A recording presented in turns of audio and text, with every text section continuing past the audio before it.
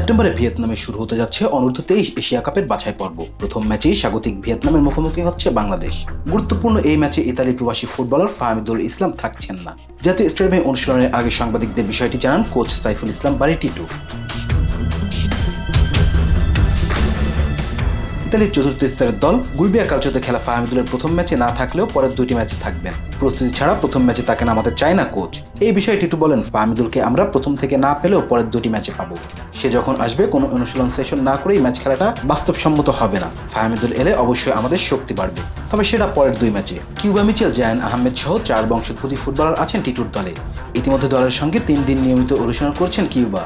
দলের অন্যদের সঙ্গে নিজেকে মানিয়ে নেওয়ার চেষ্টা করছেন সান্ডারল্যান্ডের বয়সভিত্তিক দল থেকে উঠে আসা এই ফুটবলার। কোচ সাইফুল বারী মূল পর্বে খেলার ব্যাপারেও আশাবাদী প্রকাশ করেন। এশিয়ার 44টি দেশে বাছাই পর্ব অংশ নিচ্ছে। তাদের ভাগ করা হয়েছে 11টি গ্রুপে। 11 গ্রুপ চ্যাম্পিয়ন ও সেরা 4 রানার্স আপ দল আগামী বছর সৌদি আরবে অনুষ্ঠিত মূল পর্বে খেলার সুযোগ পাবে। বাছাই পর্বের সি গ্রুপে বাংলাদেশের প্রতিপক্ষ হিসেবে আছে ভিয়েতনাম, ইয়েমেন ও সিঙ্গাপুর। টুর্নামেন্টকে সামনে রেখে প্রস্তুতির অংশ হিসেবে সম্প্রতি বাহরাইনে 12 দিনের ক্যাম্প করছে বাংলাদেশ অনূর্ধ্ব-23 দল।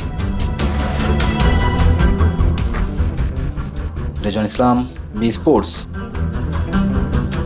Please subscribe our channel to get more information about sports world.